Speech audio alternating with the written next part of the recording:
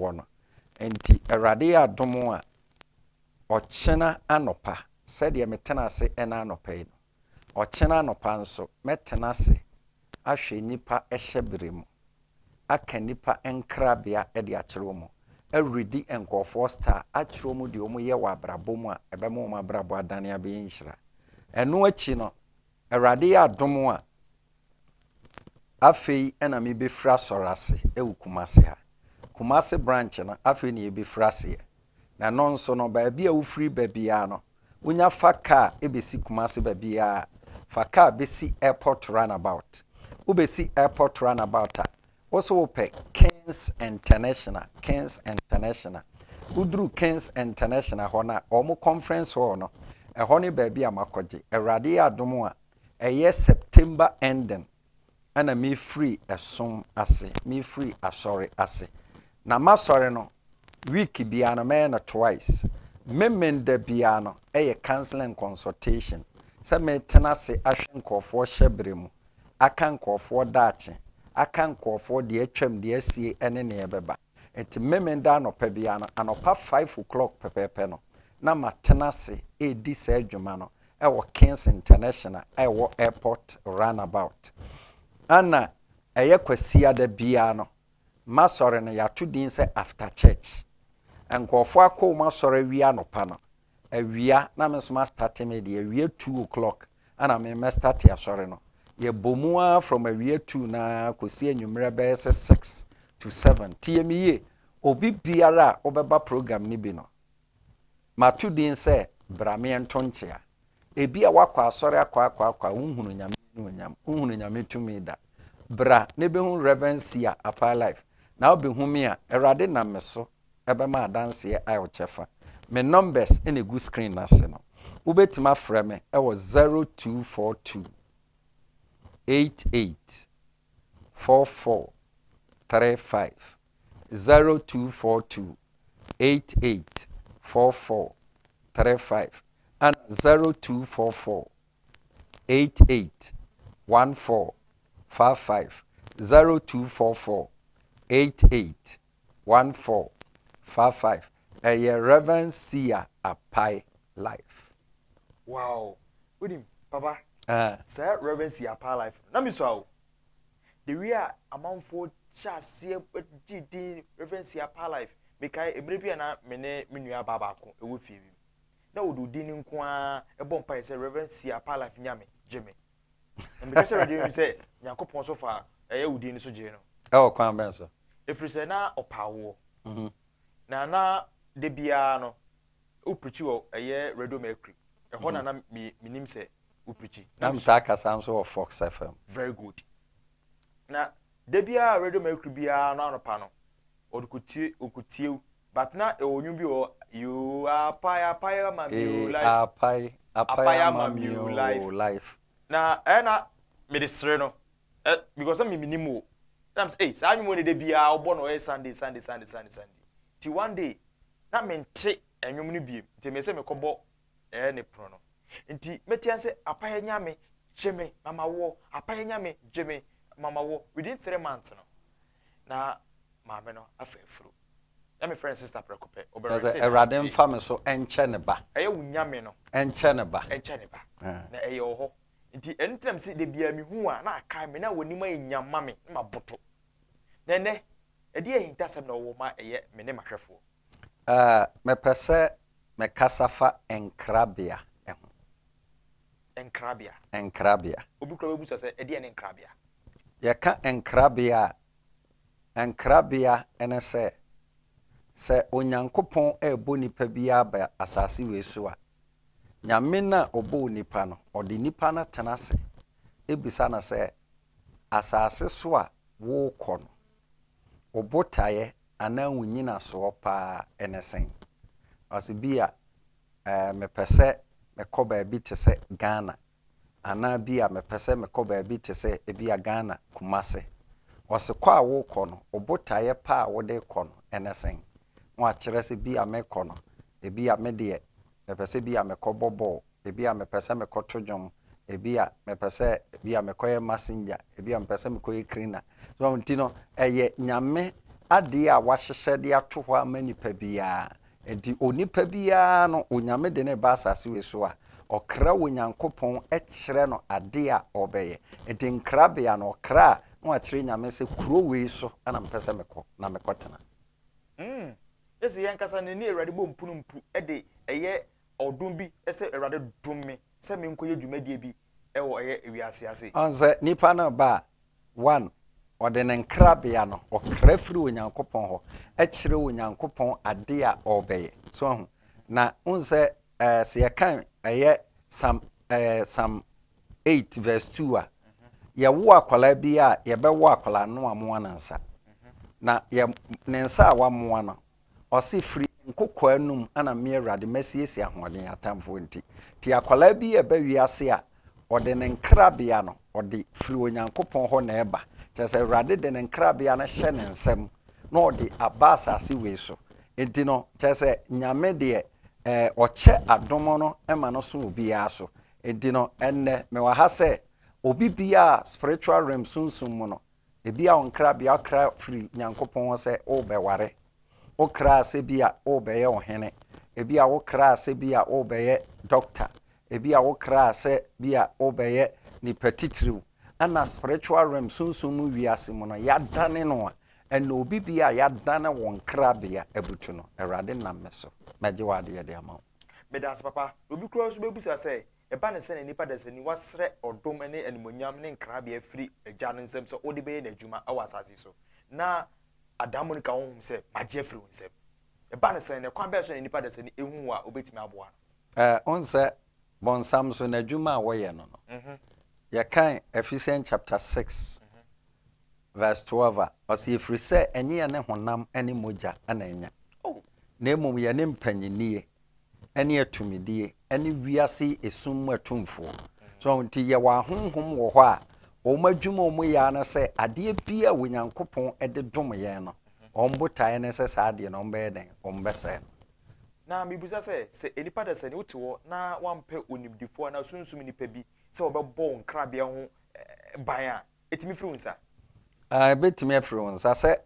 yɛmfa no sɛ akokɔ bi ɛnam hɔ na sɛ akokɔ no wɔammɔ ne mma ho ban yi a akorɔma bi a wɔpɛ biara no etimi hɔ ne ba no bi so ate ase nti no nkrabea no deɛ wokra firi onyankopɔn hɔ sɛ sei na wɔba bɛyɛ so ate ase na Awurade de wo hyɛbrɛ nso na ɔde ahyɛ wɔn nsam enti yɛwɔ nipa no bi wɔ hɔ a yɛhyɛ brɛ a nyame de maa yɛn no ɛnyɛ yɛ so ne yɛgyina brɛ ne yɛgyina no enti sɛ obi adane wo hyɛ brɛ ne abutu na obi asesa wɔn nkrabea mɛwɔ ha sɛ Awurade bɛfa me so na adeɛ bi a yɛwɔ deɛ a yɛadane no yɛagye afiri wɔn nsam no Awurade nam me so mɛgye wɔ adeɛ de ama yɛwɔ hyɛ brɛ wɔ hɔ ɛne wɔn nkrabea wɔ hɔ yɛwɔ hyɛ brɛ ɛwɔ hɔ na ɛdeɛ no na yɛbɛhu sɛ wei ɛyɛ hyɛ brɛ wei yɛ nkrabea hyɛ brɛ no ɛyɛ deɛ yɛahyehyɛ de ato hɔ ɛde ama wo hyɛ brɛ no te sɛ Thailand so ate aseɛ deɛ yɛahyehyɛ de ato hɔ sɛ onsɛ wobɛhwɛ bi wɔ ha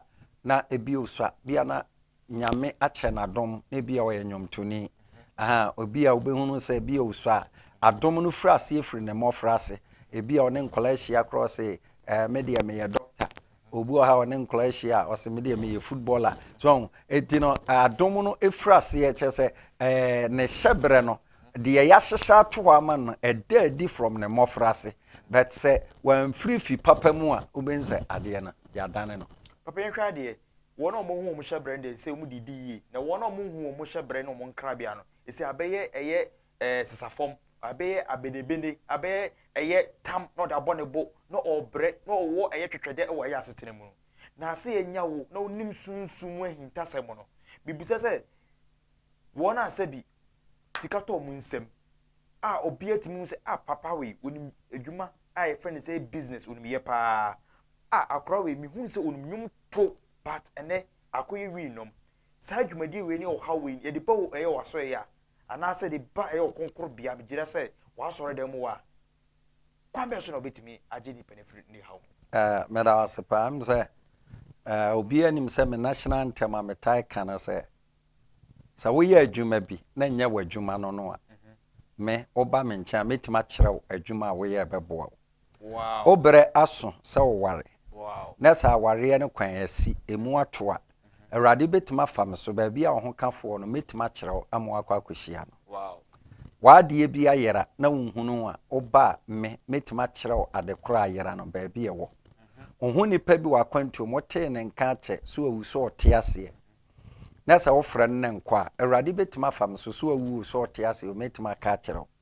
Anna se wankasa mu awu tie me no sɛfo de yare bi ato so a emfa woni mfie dodo a yare na die Awurade betima fam so ayi yare na akwa akomo atamfo. Enu nti ana ya na Awurade akyema domo a metimi reading nkofo stars eka nkofo hyebrem ka nkofo ahintasem de kire wo. Yaba saa asem we enemenyaw ba na edin amanfo ntan musa yese muta bo Jesus din bas musa wo eye sunsum ahintasem bi a mo de ta akire mi ankasa kasa mi di ho adanse se obo Jesus din nanso nipa ne kɔ no wo ma na kwankyere ta akire se onko onje oyi bi emfa ta akire yebo audio yi ewo efidua we mu ya se na mi buza se wo ankasa no se enipa no unu nhia mpunumpu no ka na hintasem wi a akwankyere be na odugu fom ma no se onko a obetime di yi ewo ne hyebre ne nkrabia. Oh, akwankyere Awurade de ama me de ya na me mentie nipa ne metie Awurade ne. So ata say Awurade betima kyerɛ me so obi a bompa egu oyɛ so na fa ma na akwankyere. Eso no obia ne akwankyere a Awurade te asefo de ma me. Na oil a metade ye adwuma na jasmine oil ana snapia ba oil. Eno ana metu nkofo nyina afo se wo hyebre ani adane. Na se wo hyebre ne ya butu no a according to 1 Samuel chapter 9 verse 6 Bible says so ebra ne papa afunumu yiraye na omuchine hwehwe afunumu no kwa pue kwa atoye kwa tifin kwa nafo mu hunu no Bible say ebra omukohunu onyankopon nipa Samuel no Samuel epeja oye kosoro edigu so latifin na Bible say etimi ma na kyere no baabi a afunumu a ayera no wo etimi se mekase wade bi ayera na unhunu a eye oil ana mdi be gu wonsam amdi bi egu wonsa echi ne ma ready wo star na star no adirect me atrem ba bi adekoro no ewo because ebra so ne papa efunumu yira na Samuel the oil gu no so no ana o kire no ba bi a efunumu no owo papa o ka star ho asem ensoroma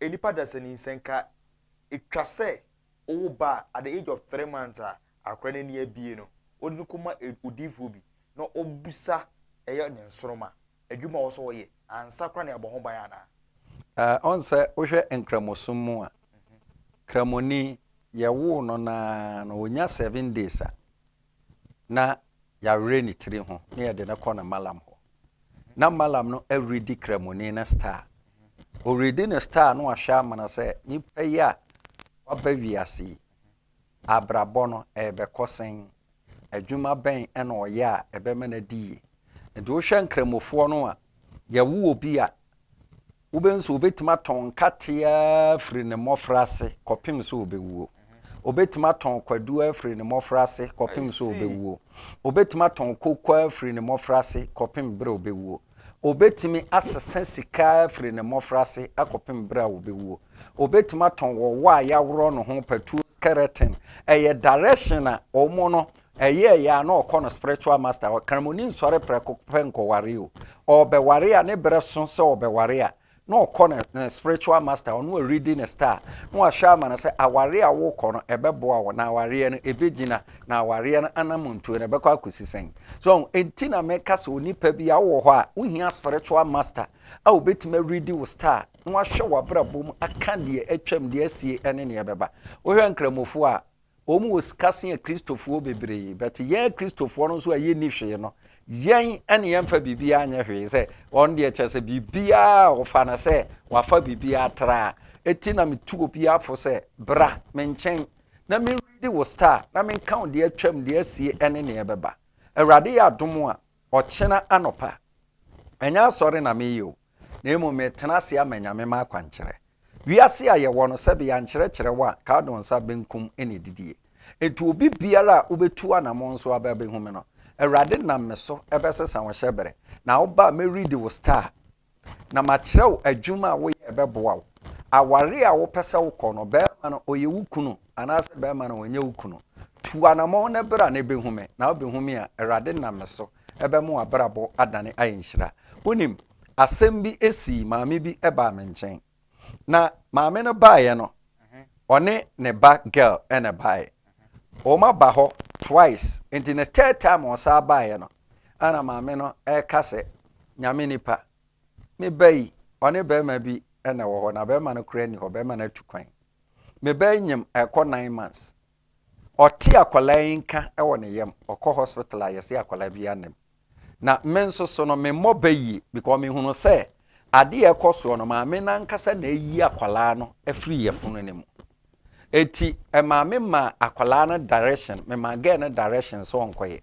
ana me ma no 7 days 7 days so a ɔmonfo ɔmo ho ɛmɛkyerɛ me wonim sɛ asedan kanyame ani tumi buru tumi nyina so no my god 7 days no so yɛ no my god na girl no a onyem a ne yefunu entimi empie no my god ne maame ni mu enyem ama maame ni duru ho no se papa me kunu kura wiye 7 years ni hwade atome nansi a o me start direction ya yekoye yi me ba wiye direction for 7 days ni wiye ya me ana akwala no aba beda me yemche se Awurade kasa chem se maame no na yi akwala no ndi me ka kire me ye direction se maame na yi akwala no dia ene maame no ono emum enyinsen na akwala no emum enwumfa no ho fa ne ba asedan kanyame se my god very short time no akwala no bewo amye de akwala no aba be kire wo TV station ha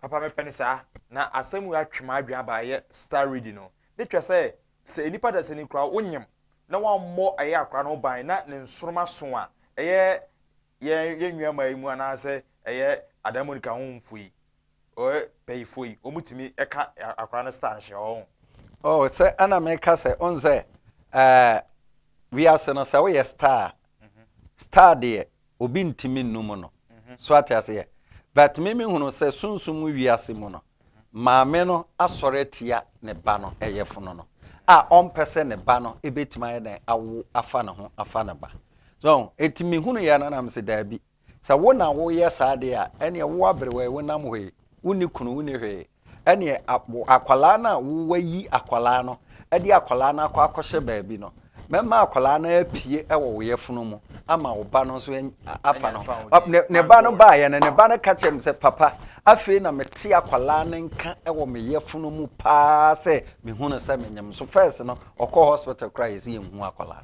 ese enipa de se ni kura do ben on ta ye o on se bible kan asem bi bible si nipa fiefo ebedane aba ba ye won atamfo eti eduru tam bi na so obi eye wo a na emfiri baabi a na frifidi a wotimo no oh eno na me pese me mo obi ate ase se bible si yetusa honam fam but okon a me no mie no kono enye honam fam kon na se ubetu anamo aba be humede a me kase nyame den ne onyam se so obi na adum star so obi na afa o star Awurade nam me so meje wade de ama hwe ebere bi na me wo ho ana lady bi eba me nchen na o se nyame nipa mene emema makomako enum ana atena na emema enum no me nhunu de oye me kunu ana me ma no tworo emema ni nyina din ana ode hye envelope mu ana envelope no bia no otworo amen ehye akire na msesa oba manim na me ready wo star memo ato envelope no de agu ha se nipa edin na ode ba na bi wo mu a oye kunu a mia me fa envelope no wo fom a emi no atwere kire mebo ni panidin ma che se we na ni kunu asedan kenya me se ma me sister oba me nchen no me ready ne star ama Awurade kire me nipa ye ni kunu me fa envelope no na me bo din na ehye no na ono kura nim ote a no na sa din na ehye se we ani nipa obetime aye kunu eti adofo no ne anuanom brane en ready wo star ni enhwe wo hyebere mu ni enka wo daache enka wo de atwam enka wo de asie enka wo de beba se wo betu anam aba be humi a Awurade nam so ebema adanse aye wo chefa papa man fo mre ochi kakra because me ho adwire me efa eye maame ne baba no na bibusa se eye mpaibɔ nko a ana se akwankyere kakra wo de bibi ka ho jasmi wo yobi ka ho ana onze me no ade am de ye adwuma no jasmine oil ana snapia ba oil ana me wa kwankyere ni bi wo ho a eno no menta nka ho asem ewo so nti no me de sa kwankyere ni nyina me bɔ ho mpa ya me hunu sɛ maame na ɛsa de no a ɔno na afa ne ba no akwa akosie no na me sɛ rade kasa kyerɛ me no ma me mixe akwankyere ni nyina me keka ni nyina bom na me de mom so mfa nkɔyɛ direction asedan kanya me sɛ ɔba na ne yɛfono afam no ɛna ne yɛfono no apie ama ne maame na wɔyɛ abrewa no ne maame no enyem sesi a kyerɛ sɛ maame na dwene ho a wɔnte aseɛ ana me nso me mpɛ me bɔ no bayie because ɔno ankasa yɛ aware sɛ ɔno ana yɛ saa deɛ no because me ka sɛ nipa na wɔyɛ saa no ɛnkɔpem sɛ 7 days no ɛnso no adeɛ bi a ɛwɔ hɔ bi ɛbɛda adi eti nyame tumi gu so yɛ adwuma Bible sɛ ɛyɛ ngosra ana ngo ɛyɛ adeɛ a ɔdoma nkoma no ɛnya ɔbɔ adeɛ no ne tumi etim yɛde bi so ɛyɛ Saul tirim yɛde bi so ɛyɛ David tirim even kɔ ɔka kyerɛ ɛyɛ adifo bi sɛ ɔmo nkɔ tɔn ngo no ombenya ɛyɛ ɔmo fon odi bi kɔtɔ asase bibusa sɛ odiɛ no ɛyɛ deɛ yɛ sɛ ne budget oil no a no bi na ɛwɔ wɔ mantwa na sɛ onya nkropon ɛyɛ the reverence apala nya nkropon no ɛhyɛ da to ne nsa frɛ sɛ wo fa weni ne ka ho na die na ɛyɛ mmerem no oil no ɛyɛ ɛma ɛyɛ nipa da sɛ ni ɛwɔ nasetene sɛ meme oil no on sɛ oil a ɛwɔ abɔnten no ɛyɛ olive oil sa budget oil meme deɛ no jasmine oil ana snapia ba oil different oil ni nyina from Israel but asedan Kenya me say obi biara oil ni bi beso no so no awrade ma danse ne chefa so eti no me deɛ me pesa me kana say ebere du nyamesomfo ne kristofo no yan yada ne ye ho nyaatwomfo ya ye ho bibia ye ne yenim yen so kra ne nam ho aye ebere eti me kamfo Israel nyankopɔn de ma obi bia sɛ bra na me read with star baabi a ho kafo wɔ no me nkyerɛ ne kɔ ne kɔhyia no bra na me read with star edu tam na me ka sɛ bra na me read with star obi be frɛ wɔ phone no so sɛ nyame nipa read me star ɛwɔ iPhone yi so ma me read star ɛwɔ phone so sɛ rade de ho asɛm bi ma metima ka kyerɛw but ɔmfa maame a mentimi nka nkyerɛw na ɛno na me pɛ mo obi ate asɛ me read with star baabi bia wo destiny akɔhyɛ no baabi bia wo destiny helper wɔ no awrade betima fa me so atwene edna brew eti me kamfo Israel nyankopɔn de mo obi bia sɛ bra ne behu me ɔkyena anopa na me wɔ ebuo krom estate estate junction ɔkyena anopa no me tena se aredi nkɔfo star eti baabi bia wo bia no frɛ me ɛwɔ 0242 884435 0242 884435 ana 0244 881455 0244 881455 bra na me read wo star na me count de atwam de asie ene ne ebeba me da say the founder and the leader of the Great Light Worship Center and Hotel and Canada, the Reverend Sia Apa Life and a Gusu in Entertainment Komo where Ewiase Nna Ho Kwa. Was say what were day? I don't know one kasa what one why you quite for. Sebi Yami on top at the pa and my yo quite for. Was say who quite for contact and chain. Won't throw a quano. Nyansan in India or dear the Bedi. Why shan't that ya so quite for and Capebreno, penny green in no, Ninsu Tobreno, or she would in Kakra. Which they say. One kasa sorry waka. Oh how wamani no sorry the pe eye obi onim fom onim sunsum a odoma nkoma nyan kropon no adomo no na ewie brem no odi de edi ni juma enu tema to mesa frɛ the founder and the leader Reverend Sia Apa Life a oda eye Great Light and Worship Center ano papa obi beka sɛ wakoba bia de redi ni star ye kana hinta asam kyerɛ no enzo ba na de tia netia obi ba on chan urudi ni star no owo eye akwankyere bi egu fom a ode ka no ho ama na kodi yi anase star no nkwa na o kyere ne na boso se ne hawnie ena kwan se no befa so adi yi ntu wonko anase wo akwankyere bi odi ta kyere a ne ho de ekufi e wa setenem de wo mu no se wi asenye bibia na empaibo se bibia na empaibo a sister ka ofra se bo wa ware ho mpai nka nware why fasting na mahwede okonka yi aye ufra se bom pa se wo pa yefo no awoba na ka untimi enyinsen ufra se bom pa se nka opese utu kwan na nka untu kwan enya bibia na ye mpaibo wiase akwankyere ye adwuma se mpaibo eno na mepese wo ba na menkyere wo kwan a esese wo fa so a ebetima mo abrabo mu wadi ye bi kura adwuma wo ye na nya wadwuma no ebi kura wo ho wa plan pese utu kwan bi kura to utu a pese utu na kwantu no kura mo wa ebere bi ma bi ba me nchen ma ne so pese utu kwan for 10 years okone abono ana obehu me se menya akwankyere ma na me kata mani am se rade se men kanche o se mentu kwan tena Ghana ha ya ne bere bi bedu a omom betu kwan aba no wo ana obebọ nkofo obosia amom de akwakoyi o munema asedan Kenya me se edru stage bi no na ma ne bonkofo obosia se si ameka se ono ankasa bie ono ankasa na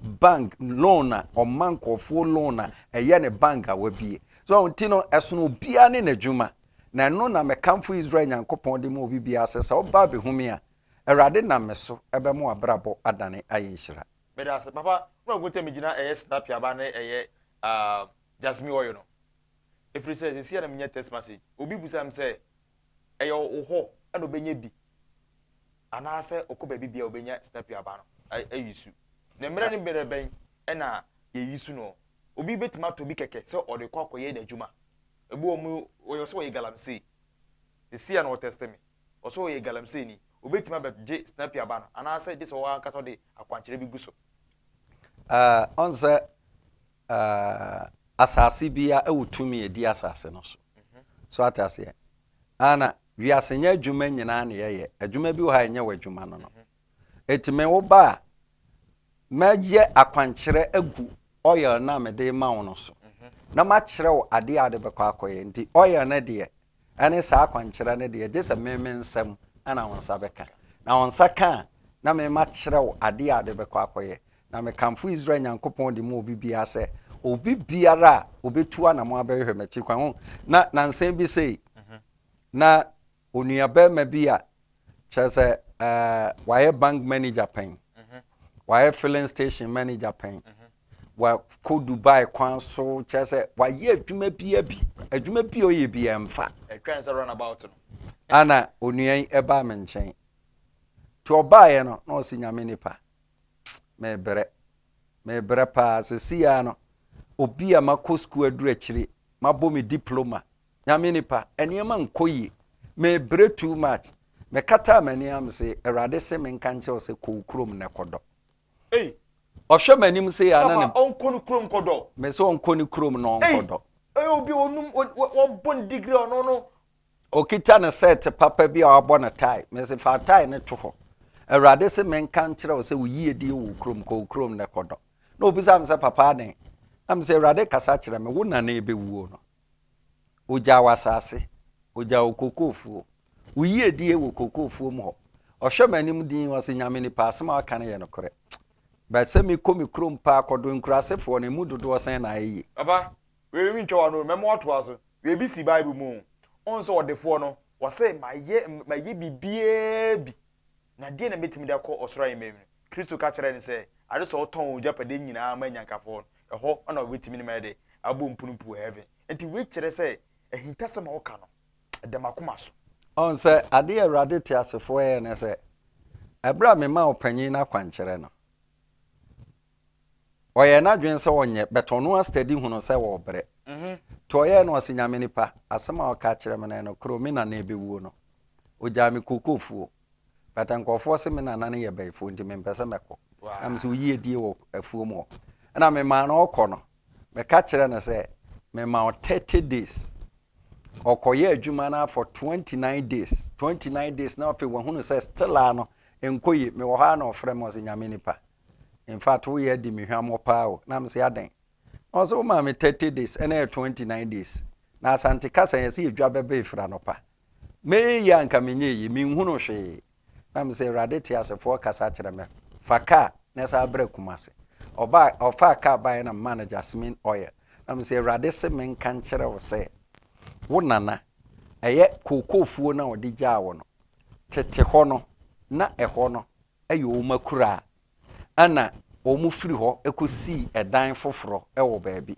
ana omo de ho no adane eye afuo na tie me ye Awurade kasa kyerɛ me sɛ wo nana de gold ɛhyɛ abedua ase enti wo hunu onyina dua na esi afuo mu ho no abedua na esi nkyɛn no Awurade kasa kyerɛ me sɛ gold ɛhyɛ kukuo mu esi ase ye enti wo de ɛna da ben ɔse 29 days me so wo kɔ no fa oyi ni bi koguo na tu no tu abedua no utu abedua na wobehunu sɛ sika no ɛhyɛ abedua no ase dan kanyame sɛ ebra wokoye saa kwankyere no na otu abedua no me wo hɔ ano afrɛ me apaya mamio apaya mamio nam sɛ na ade na oteatem sɛ wo sɛ nyame nipa apaya mame enkom hye na wo hye me na abamu life gold no mahu no life asedan kanyame sɛ opanyin na ɔde ka no a wo hunu ne ho ano no ɔsɔ nyimu watua maka nyina mame ampa ogwama bidi ni moja enti menye akowa biem watua maka nyina mame sister de bi obi hye onkomo bekwa abrochire me de mitimi hye obi nkomo so onko akurase nkodo obedi ye tie me ye bra me nchen na me read wo star en read wo men ko wo hyebere mu en ko ade biara ye wo dia wo sefo de ne nsa atoso na me nkyerɛw ade ne bobre ne ade ne kabere na me kase nyame de ne onyam sɛ obi biara ubetu ana mo abɛhwɛ mɛkyiri kwan no Awurade na me so ebema adanse ayo chefa the founder the leader of Great Light Worship Center Reverend Sia Apalife not in Kano also to where then Brano wachi any wenim the old homa oh ye mu on fire day and found domo. It did be no train was it. Ewiase no they be me catch ro say Ewiase no say it is akoko and ye didi mu na didi mu a enka me catch ro ko bia be didi mu bi ko bia be didi mu ba me busa say wan kasa no wodua aduaba bi wo ye wo nkyɛn da so wodua boode banche anase abura busa won sɛ wan gusu a efefe sɛn se wan ko obi a sɛ binyame adom na ebede otima fefe egu eye wabrabo eso ye de ensuo enu ti na ewie brem no Ewiase Apalife oto nsa frɛ o se wanim no wachi bra de hintaw de ye wo hyɛbrɛ nkra bia obi agye firi nsɛm no a edi unya watetere mu no wan kasa wo to ye nto ebi a unye bibi kakra gu eto nsɛm a bo hu adɔfo no omu nyina betwa ho ahia omu no nyina bedidi awie efiri nsɛm a na ayɛ de ahokyere na ayɛ de aba o se o ma ne nye saa bra no mo nsɛm ndore srade kɛse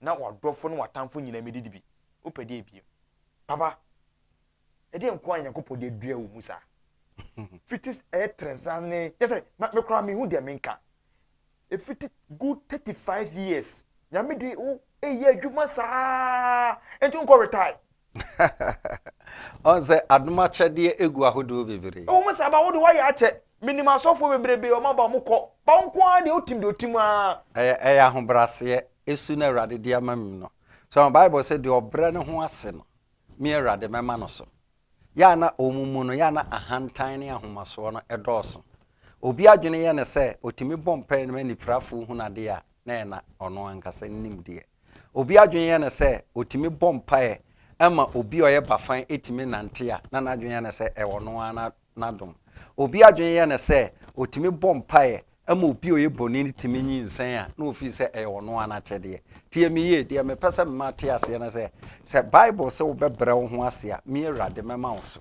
eti ahobrase su na timi mu no ana me Awurade nso aye mesa ne ye ka Matthew chapter 11 verse 28 a ose mo amoye nyuma na mo abrɛ na mo so nne so a na mo kon mu buo no wiase ye wade so a ene ye wonne so a ade so a ba akopɛ ene so a bebree ebi awso aware asɛm ho ne so a ebi awso adwuma asɛm ho ne so a me tuufo sɛ wobetu anamo aba behume mo abɛhwɛ mɛkyiri kwan a Awurade na me so ɛbɛma adanse ayo kyefa me se Awurade ya adom a September ending me start asɔre ɛwɔ airport runabout udru also Kings International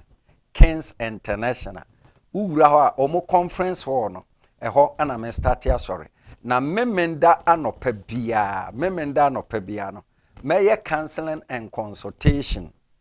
Oba manimu a don't talk. Oba no de odi baby a meka on de atwam de asie ene ne ebeba. Na me wie a ade no me de ade na chiwade aka no. Na awurade nam so ebe mo gye ne fa hodie aye nyame made. Me start anopa 5 o'clock na mapon eye awia 12 o'clock eye memenda anopa bia. Ana kwasia da bia no maso ne din de after church. Eno no awia 2 o'clock ana me frase na mapon eye enwumre 5 to 6.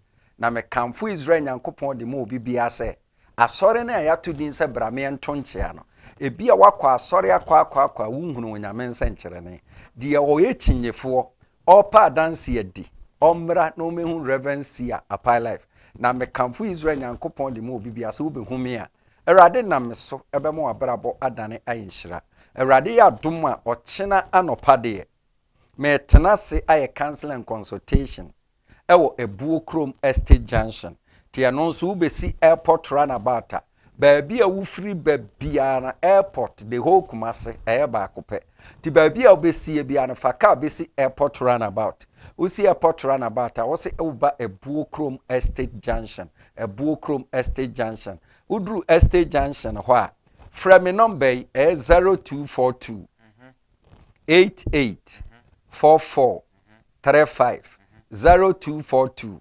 88 44 35 0242 88 44 35 and 0244 88 14 55. Papa, answer my mama mahwefo abamu for the good of 15 years I mean one answer no.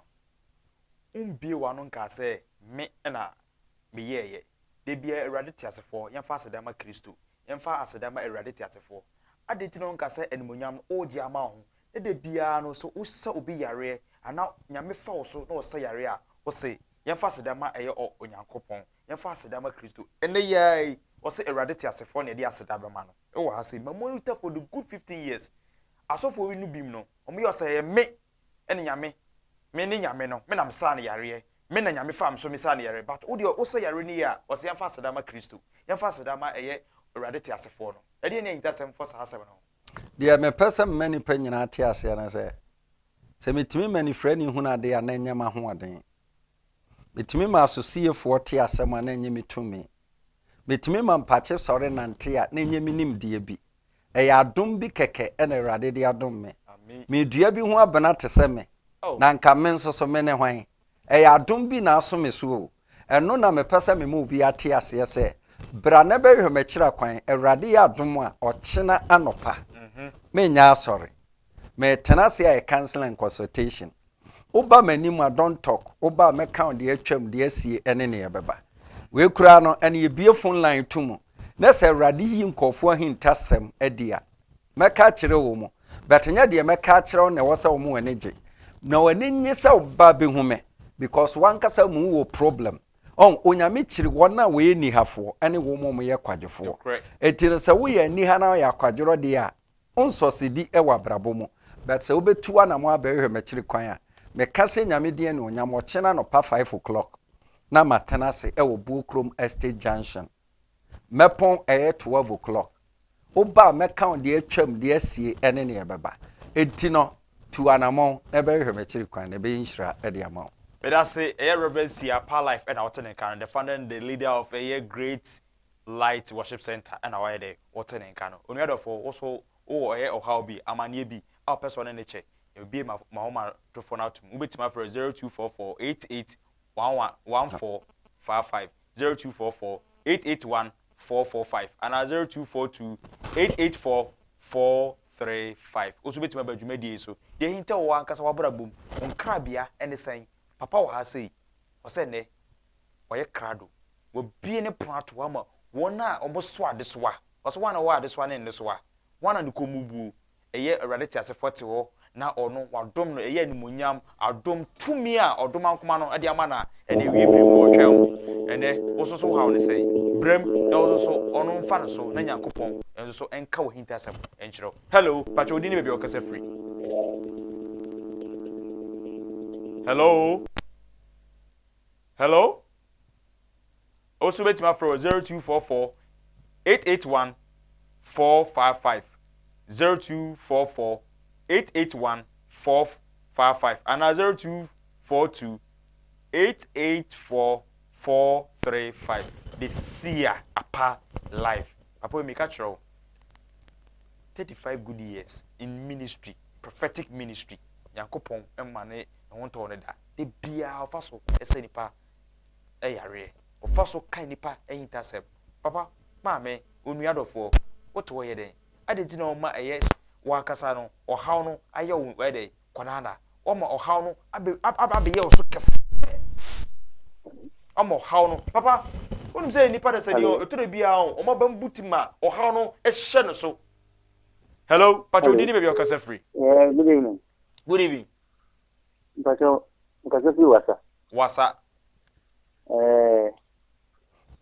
At the sign. I'm not Why am I in a casa and our casa free him wasa? Wasa, Pacho. Open ye. On him, a radity as a four casacreme. Wouldn't ye have more any quadruple? But a juma semun koi. Sika semun so koi. Me hunu se wo bere papa. Spiritual no, ya sesa wo shebere. Wow. Bo modern se oba be hwe machiri kwan wo chena. Na ade bi o magye afiri wo nsam e wo sunsun mu no. Megye wade e de amaw. Asema me kafa ho no de ade na onim fa ho. Pacho okay. De me kafa ho no de ade na onim fa ho. Na me ye man so ampa na ye momo, but you kese man na say ayabasa. Jesus. De me kana e no kore. Pacho. Bo modern a be hu me ochena. Baabi a wo free baabi a na se wo free wasa akropon ene ba. Ubesi Kumasi baby obesi KJT Dr. Mensa. Kumasi book matra book for 7 years. Mate. Ndi ochena. Why? Take my 7 years. Nyame God bless you. But my first 0244 881 455 and 0242 884 435. Bomodia say hello. Papa wa udini baby okase free. Otiu. Hello. Yes sir. Papa wa say udini baby okase free pacho otiu. At the sign. Pacho na madam. Why na me na kasa o kasa free? O kasa free. Me pacho me kasa free in Ba Junction. Winneba Junction. Pacho ane. Yo, me hunu se ukita pen ho. Na ano na me kasa free in Ba Junction. me say me hunu se low TV no said be abete menka yi. Cause the same time na okasa na obi TV ne kakraka wonte menka. What me voice, me so mete wo voice nti low TV ne tie me yi. Me hunu se or free so. We free so. Right. Hello. Hello mama, pacho udini baby okase free. All right, papa etiu nyabutre low TV no. Ne tie de one na ebeka no. Bedase. At the sign. Na me adumo. Why na me na kasa o kasa free? Na kasa free sunyan. O kasa free sunyan. Me nua ba. On say empaboa ye wo left and ye wo right. Na sunsun mo no me hunu say wo nine left e she right mu. Ana right nso she left mu. Empaboa ejina ho ma position e wo abrabo mu. Enu nti ana abrabo bibia enkoye ma wo. Won promise and fail edi wanim. Wote wo ho ofe pa ye hye obo akese nanso emam. Enkoye.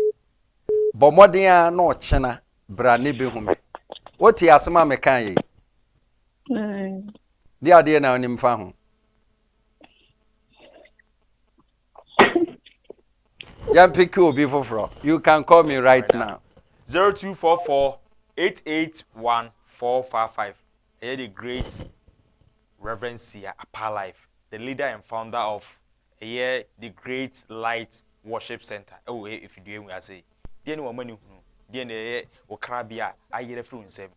O shabber say, Papa was say, free, and I say, Bomodi answer will be prino, one can a year on Shroma and Chiro.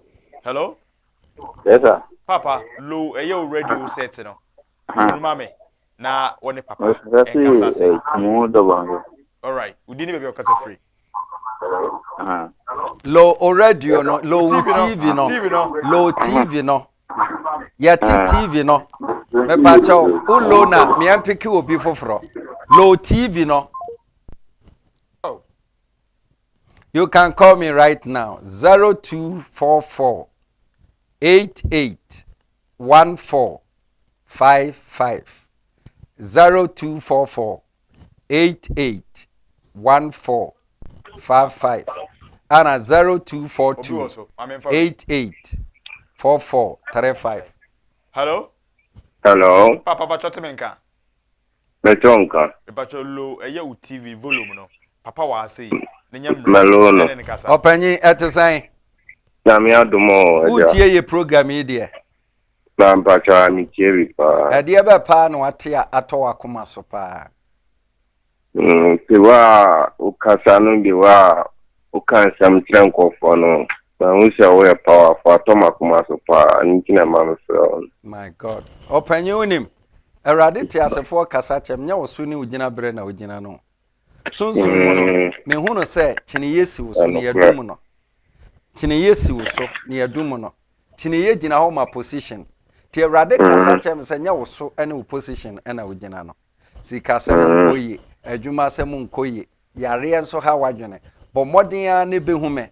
Na obehume a ade bi o madane no erade na me so ebema won sa aka wade. Bacho mate. Yo. Pacho, asma mkan dia ade na onim fa ho. Afri so. Famous Mr. Nyabotre na ye ne wo montwe nkomo baako. Bible class says odibo baako.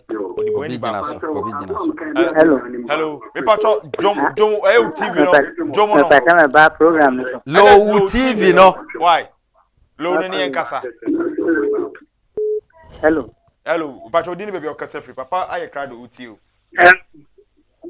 Why na kasa o kasa friend? Good evening. O kasa friend. Madam. O kasa friend. Mesa flower. Low TV no. Low TV no. Oh, mo amutie na ya na mo aso odin. Obi frɛ yesi low TV no. Onso oba frɛ eto mo ana TV na sa si so. Hello. Obi anya my idea. Hello. Pacho udiri be okasa free. Pacho malo no. All right, Papa aye card do uti o. Etesan. Hello. Etesan. Pacho nyame adumo na so e. Me nua bema. Tie mi ye. Papa. Erade aye okese papa. Na wunya nhunu ye. Bo modern a na bra na bi hu me ochena na menye direction bi ma wate. Wabusua mu erade aye upila. Na spiritual na erade kasa chem se wo kɔ wani ma na ye twe san akire. Bra be hu me ochena no pa me obu krom estate junction. Ochena no pa ba bi a wo bi afaka bi si airport roundabout. Na faka se wo ba ebu krom estate junction. Oba na be hu me a me direction bi ama wo. Eni onyam de bi erade de ama wo fie na ebi pia ma obi ehu no. Pacho yo. Nyame nhyira. Yo, onjira so. Edase aha ene de eye afrefo no ebisie ye ba fie. Papa. Let's Ewiase mkura no ebusuabu wo a ye wo ensoma kase a ono the pillar o te eye ebusuani ma wo so obo ebusuama ekosoro ana. Say onze wiase no obi a wo na destiny helper.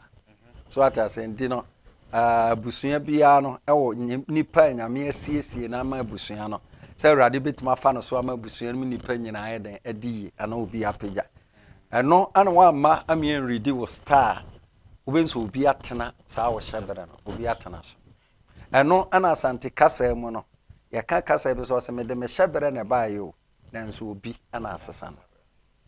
Papa ese na o me yete ase ese ye won krabia ye wo hyebere ena sabi enipa benya san krabia na ne hyebere a ode so onya oyo onimdifo ana so sunsum nipa bi otimi redu eye wo star no e kyena wo tena ase ama ye owo na omope oje free eye atamfo ni nsem no one ne fata se oba eye the great seer apa life nsem ya me nyame ya mesomo no no wansem onipa bia waye crowd bia no tie nyame kiri won na oya asomodenfo ana awrade kiri won na oya nihafo ana awrade kiri won mo ya akwadwefo enkofo bebre tie me a o problem ade so abite no so bibi hye no so so atase but said ye be ya obetu anamo ebeba no we asese be ye bobosia e de twemanson you're correct ana ye bobosia e de ye yie emensu tose na ame ye boka bosia kora bobra na fa be hwe o hyebere mu na wo ba metima kyerɛw adwuma wo ye bɛboa wo bra so sɛ wo ware aware re kwan asi emu ato ba bi a ho kafo metima kyerɛw ma wakɔ akohyia no wo ye adwuma bi enye wadwuma no no wo ba me kyerɛw adwuma wo ye bɛboa wadie bi na ayera metima kyerɛw ade kora ayera no ba bi ye wo ɛno na metu obi afo sɛ ɔkyena obi bia ntu anamo emehume na obehume a hyebere sesafo ono ene Awurade papa asema ma obo numbers na ma aye ahwefo no atimi afrɛ wo no atimi aba ama wade omado mo afiri eye puchinjuma mu no obi ti wo say papa yi wakasa nyina already the star nanso so ono de ne de apie wonam ade tira me kasa ebi asabi wo den sa wo na ase ya spiritual marriage ebu wo nso asabi wo ye gay sunsum na de ene na de akosa apam ni si wo be gay enso say abe wonam ani omu nyina wa kwanya so mba wo ncha na oh sir onza okaya last time nyame adom me reading call for star ana onuaba ma bi a na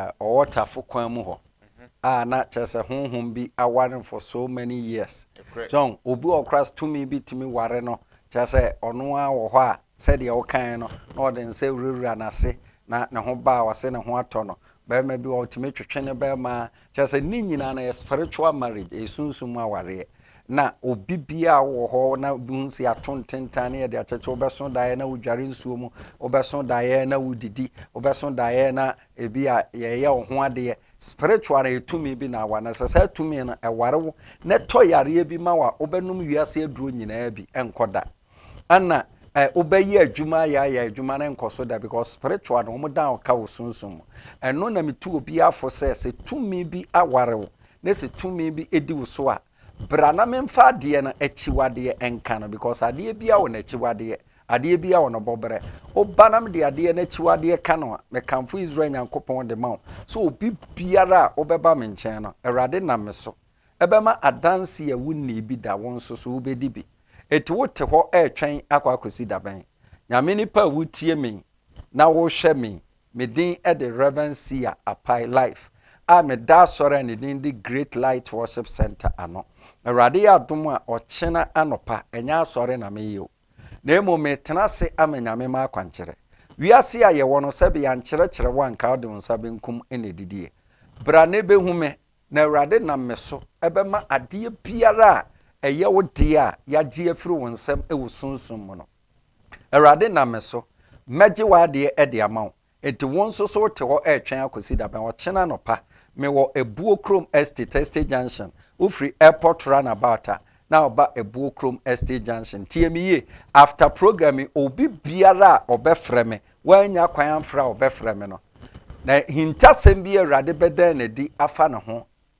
meka kire no eti freme e wo 0242 88 14 55 0242 88 44 35 0242 88 44 35 ana 0244 88 14 55 0244 88 14 55 Reverend Apai Life ochena nopa metenase wo Bokrom Estate Junction brabe hume na hyebere sesafo ono ene Awurade na meso mesesa wo hyebere na ade bi ya wode no meje ede ama God bless you but I say Reverend Apai Life na otene nka no say twere no ene edi adansi o say pusa hini bom na obeje wo so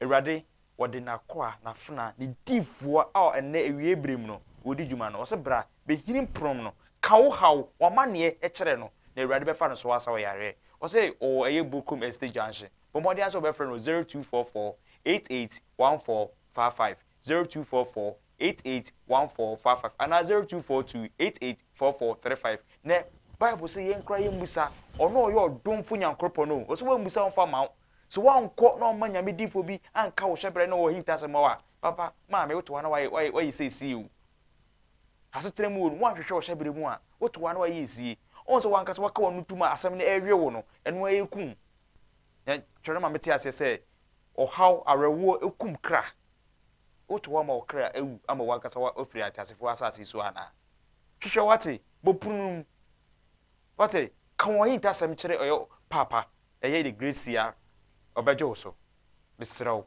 menyo kwadwofo akwadwofo eyi ofiri atasefo asase media ne ku Facebook nti menem di dwumadi e uchi ame echena ene me santana from 7 to 8 pm ewo Ewiase Nna Ho Kwa medase mo medase mo ajebre oh na matena na mo hwe me yes, kuma wuti bedi dwumadi e bero oto ne din Ewiase Nna Ho Kwa ebusua so jutum se Ewiase Nna Ho Kwa dia na ka hu se Ewiase yo bo soro ne asase ya owura so owura dia na wo mra ne amane a odidi so adechie ne adesan yewe adechie wo mani pada sani na adesan ye wo ma odoma na odidi ne dwuma edru nwura odipa da se wo mra ne amane a odidi so adechie ne adesan